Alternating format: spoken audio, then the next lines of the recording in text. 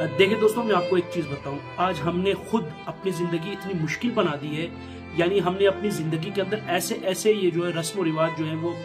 मुतारिफ करा दिए कि जिसकी वजह से हमारी अपनी जिंदगी जो है वो मुश्किल के अंदर है। यानी अगर एक आदाद शुमार के मुताबिक आप देखें तो हमारे मुल्क पाकिस्तान के अंदर यानी एक बड़ी तादाद है जो कि लड़कियों की है, लड़कों की है, जो कि शादी से जो है वो अभी तक उनकी यानी शादी से वो दूर है, अभी तक उनकी शादी नहीं हुई है।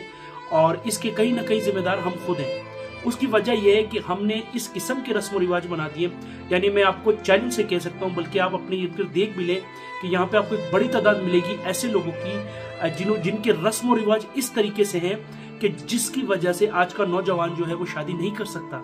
आज की नौजवान लड़की जो है वो इस शर्म के मारे शादी नहीं कर सकती, या वो लड़का इस शर्म के मारे शादी नहीं कर सकता, क्योंकि रस्म रिवाज ऐसे बन गए कि जिसकी वजह से यानी अगर मैं ये कहूँ कि गुनाह का रास्ता ज्यादा आसान है बजाय कि एक शरई रास्ता। यानी देखें, शरीयत ने तो हमें ये नहीं कहा है ना, यानी देखें शरीयत के अंदर तो कहीं भी ये नहीं है कि आप जो है शादी में लाखों रुपया खर्च करें, आप जो है चाहे वो कर्ज करें, डाका डालें, किसी का हक खाएं, अपने आप को जो है वो कहीं गिरवी रख दें, लेकिन जो है वो दुनियावी रस्म रिवाज पूरे करें। शरीयत में ऐसा कहीं नहीं है। लेकिन हमारे यहाँ आज रस्म रिवाज ऐसे बन गए कि एक जवान लड़का जो है ना, उसके लिए जना करना यानी गुनाह करना इंतहाई आसान हो गया है। यानी 1000 रुपए में, 2000 रुपए में, कम से कम कीमत में उसको जो है वो गुनाह जो है बड़ी आसानी से वो कर सक रहा है, बजाय इसे कि रस्म रिवाज इस तरीके के बन गए कि शादियां जो है वो इतनी मुश्किल हो चुकी हैं। और ये बड़ी तादाद, ये कोई ऐसा नहीं है कि सिर्फ 2% या 10% लोग हों। एक बड़ी तादाद पाकिस्तान में ऐसे लोगों की है कि जो बेचारे सिर्फ इस वजह से शादी नहीं कर पाते, इस वजह से गुनाह की तरफ जो है वो जो मायल हो जाते हैं, यानी वो गुनाह करने लगते हैं कि उनके पास इतना पैसा नहीं है जिसकी वजह से वो अपनी जो है वो शरई जिंदगी गुजार सकें, वो गुनाहों से बच सकें। अब वो जो है मतलब इस तरीके से जिंदगी गुजारे कि जिस तरीके से शरीयत ने उन्हें जिंदगी गुजारने का कहा है। तो ये चीजें ऐसा नहीं है कि कहीं बाहर से हमारे ऊपर आ गई है। यानी अब ऐसा तो नहीं है ना कि कोई हमारे ऊपर मौजिजा होगा कि हम ये सारी चीजें भूल जाएंगे। ये उस टाइम ठीक होंगी जब हम खुद कोशिश करेंगे, जब हम खुद चाहेंगे कि हम इस तरह की जो फजूल चीजें हैं इनको खत्म करें, हम इस तरह की चीजों को जो है वो रिजेक्ट कर दें। यानी आज जैसे मैंने आपको बताया कि आज एक नौजवान जिसकी बेचारे की 40,000 तनख्वाह है, 30,000 तनख्वाह है, या उससे भी कम है, जो रोज की मजदूरी करता है, वो एक 40-45 लाख रुपए की या 20 लाख रुपए की शादी कैसे कर सकता है? वो कहां से करेगा शादी? वो एक गुनाह जो उसको 1,000 रुपए 2,000 रुपए में वो जाप के मुंह काला यानी गुनाह करने के लिए रास्ता उसके पास मौजूद है, और फिर वो अगर गुनाह की तरफ जाते हैं तो इसका जिम्मेवार कौन है? क्यों? क्योंकि वो शादी इसलिए नहीं कर पा रहा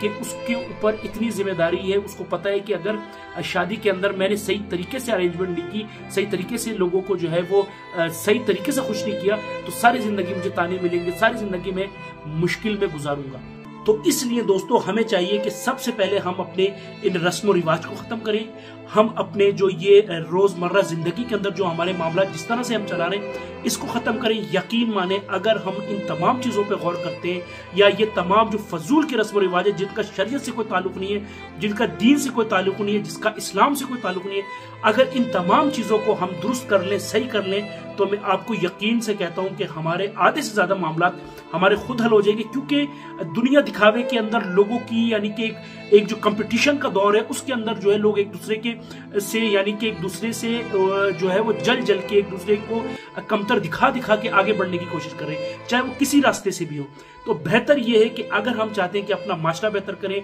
एक माशरे के नौजवान को बेहतर करें, एक माशरे के अंदर से बुराई खत्म करें, तो सबसे पहले हमें चाहिए कि हम अपने आप से शुरू करें। यानी मैं अपने आप से शुरू करूं, मैं ये कोशिश करूं कि मैंने जिस किस्म की फजूल रसूमात, जिस किस्म के फजूल जो कानून अपने आप से बनाए हुए जिसका दीन इस्लाम से कोई ताल्लुक नहीं है, अगर मैं ये ठीक कर लेता हूं तो यकीनन मैं अपने ना सिर्फ अपनी नस्ल को, ना सिर्फ अपने माशरे को, बल्कि आने वाले लोगों के लिए भी एक बेहतरीन पैगाम देकर जाऊंगा। और मैं अपने आप को फख्र से कह सकता हूं कि हाँ, मैं एक मुसलमान हूं और एक मोमिन बनने के दर्जे के लायक में हो सकता हूं। तो ये बेसिक चीजें जिसकी वजह से आज हमारा माशरा जो है वो बदहाली का शिकार है, और हमारा आज का नौजवान जो है वो मुश्किल, उसकी जिंदगी दिन पर दिन मुश्किल होती जा रही है, और माशरे के अंदर तलाक का रेट और मुख्तलिफ वजूहात जो है उसके बाद जन्म लेती है, जिसकी वजह से एक अलहदगी की फिजा माशरे के अंदर पैदा होती है।